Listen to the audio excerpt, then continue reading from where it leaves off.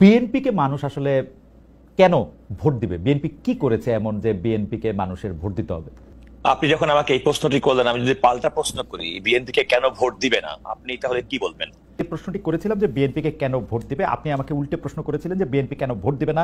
আমি আসলে একটু লিবার্টি নিতে চাই কাজল ভাই আপনার কাছ থেকে, যে আমি একটু বলতে চাই যে বিএনপিকে আসলে কেন ভোট দেওয়া উচিত হবে না। আমরা বিএনপির শাসনামল 2001 থেকে 2006 সাল যেটি দেখেছি সেটি দেখেছি ঘুষ দুর্নীতি দুঃশাসন অপশাসনের একটি মহোৎসব। দুর্নীতিতে চ্যাম্পিয়ন হতে দেখেছি আমরা বিএনপিকে। 10টা কষ্টের প্রবেশ দেখেছি, বিরোধী দলের নেতার সমাবেশে গ্রেনেড হামলা দেখেছি, তত্ত্বাবধায়ক সরকার ব্যবস্থা ধ্বংস করে একজন মাত্র বিচারককে প্রধান বিচারপতি এবং তত্ত্বাবধায়ক সরকার ব্যবস্থা প্রধান রাখার জন্য সংবিধান পরিবর্তন করতে দেখেছি। 10 বছর আমি যদি এর পরে আসি, এই 15 বছরের ফেসিবাদী ব্যবস্থায় বিএনপি নিজেরা কনফিউজ ছিল, জনগণকে কনফিউজ করেছে। আমি 2018 সালের ইলেকশনটাই সময় নাই, শুধু চট করে একটু বলি। 2018 সালের নির্বাচনটার মধ্যে এই নির্বাচন আনুষ্ঠানিকভাবে বর্জন করা হয়ই নাই।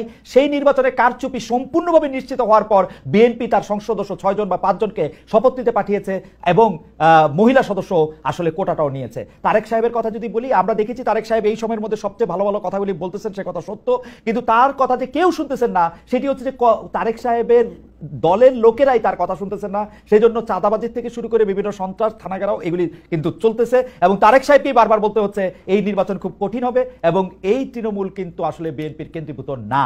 এই হচ্ছে আমার মানে 1 মিনিটে ঊর্ধ্বশ্বাসে আমি যতটুকু বলতে পারলাম বললাম। আপনি আমাকে প্রশ্ন করেছেন কেন বিএনপিকে মানুষ ভোট দিবে।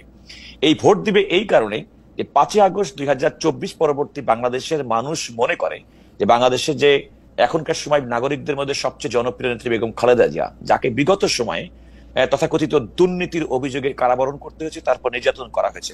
বাংলাদেশের মানুষ এও মনে করে যে এত বড় একটা রাজনৈতিক দল বিগত সরকারের সময় নিপীড়ন নিষ্পেষণের মাঝেও দলের ভারপ্রাপ্ত চেয়ারম্যান জনাব তারেক রহমানের নেতৃত্বে এই দলটি সংঘবদ্ধ রয়েছে।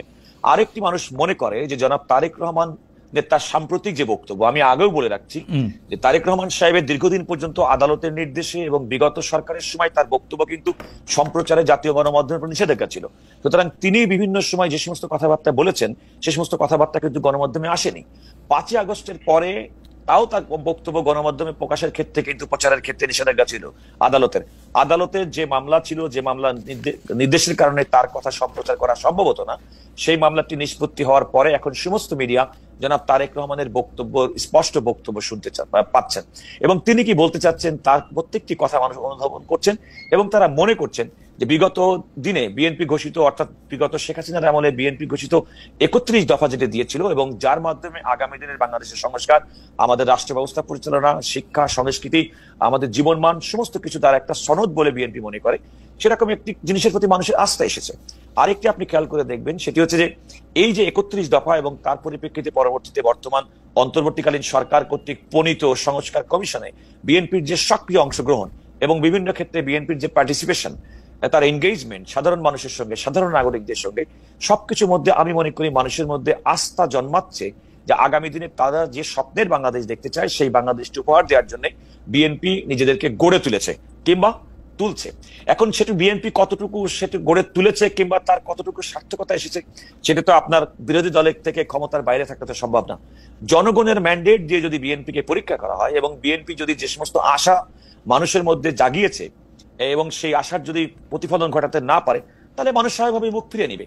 সুতরাং এখন যেটা প্রয়োজন আগামী দিনের মধ্যে দ্রুত সম্ভব, যেটি আমাদের তত্ত্বাবধায়ক সরকারের মাননীয় প্রধান উপদেষ্টা ডক্টর মোহাম্মদ ইউনূস বলেছেন যে আগামী ফেব্রুয়ারি 2026-এর মধ্যে জাতীয় সংসদ নির্বাচন হতে পারে।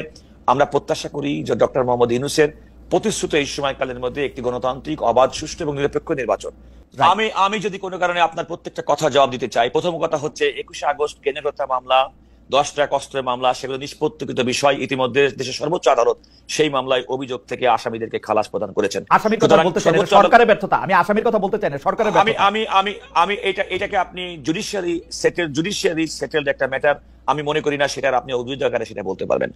আমি সে কারণেই বলেছিলাম যে বিএনপির সময়কে অতীতের বিএনপির দুর্নীতির যে বিষয় সেটা আমি বলেছিলাম যে অতীতে বিএনপির যদি ভুল থেকে থাকে সেই ভুল থেকে সংশোধন করে বিএনপির ভারপ্রাপ্ত চেয়ারম্যান জনাব তারেক রহমান বাংলাদেশের মানুষের প্রতি যে কমিটমেন্ট, বিশ্ববাসীর পাশে যে কমিটমেন্ট, আপনি যে সমস্ত বিষয়গুলো বলবেন সেগুলো অতীতের বিষয়, তো সেই কমিটমেন্টের পরে মানুষ কতটুকু আস্থা রাখছে আপনি একটু খেয়াল করে দেখুন।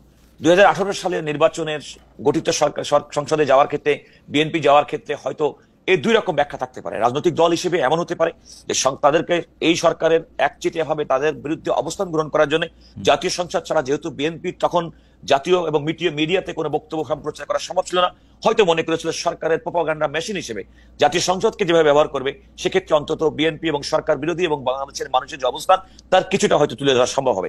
এরকম একটি স্ট্র্যাটেজি থেকে, দলের অভ্যন্তর থেকে অনেক সময় আমরা শুনেছি, এরকম একটা পলিসি থেকে শুনেছি।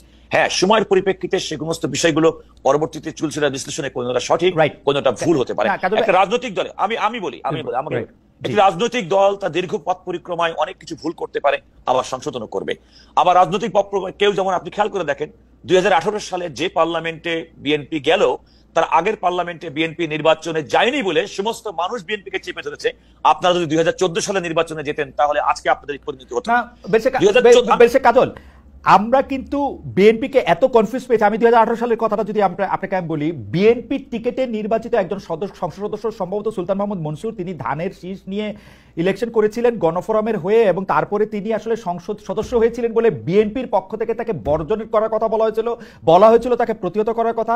আমিও আমার টক শোতে ডেকে জনাব সুলতান মাহমুদ মনসুরকে অনেক রকম অপ্রীতিকর প্রশ্নের মুখোমুখি করেছিলাম। তার ঠিক একদিন পরে বিএনপির 5 জন সদস্য গিয়ে আবার সেখানে জয়েন করলো, এবং তার মধ্যে আবার মহাসচিবকে বলা হলো যে আপনি আবার জয়েন করবেন না। এর কোনোটাই কিন্তু একটা সাথে আরেকটা যায় না। কিন্তু আমি এটা নিয়ে বিস্তারিত কথা বলতে চাই না। জি আপনি যেগুলো বলেন সেগুলো তো হচ্ছে ম্যাটার অফ ফ্যাক্ট, কিন্তু আমি বলছি একটা রাজনৈতিক দলের অভ্যন্তরীণ যে স্ট্র্যাটেজি, সেই স্ট্র্যাটেজিকে আপনি নৈর্ব্যক্তিকভাবে বাইরে থেকে দেখে আপনি বিশ্লেষণ করতেই পারেন। কিন্তু আমি আপনাকে এটুকু বলি, আপনার নিশ্চয়ই মনে আছে 2014 সালের নির্বাচনে বিএনপি না যাওয়ার কারণে আমাদের অনেক সুশীল সমাজ, নানা রকমের মানুষ মনে করেছে বিএনপি নির্বাচনে যাওয়া দরকার ছিল। বিএনপির যে নির্বাচনে না যাওয়ার সিদ্ধান্ত সঠিক ছিল, সেটি প্রমাণিত হচ্ছে 2018 সালের নির্বাচনে। বিএনপির যে নির্বাচনে না যাওয়ার সিদ্ধান্ত সঠিক ছিল, সেটি 2024 সালের জানুয়ারি নির্বাচনে ছিল। আমি আমাকে একটু শেষ করতে দেন এই কথা বলার জন্য, যে আপনি অতীতমুখিতা ছেড়ে বিএনপি এখন আগামীর দিকে এগিয়ে যাচ্ছে। আমি যে কথা বললাম, অতীতের বিশ্লেষণ করলে যদি আপনি বিবেচনা করেন, বিএনপি তো অন্তত 10টা জায়গার মধ্যে হয়তো 8টা জায়গায় মার্ক পেতে পারে, কোন কোন জায়গায় 2 মার্ক কম পেতে পারে।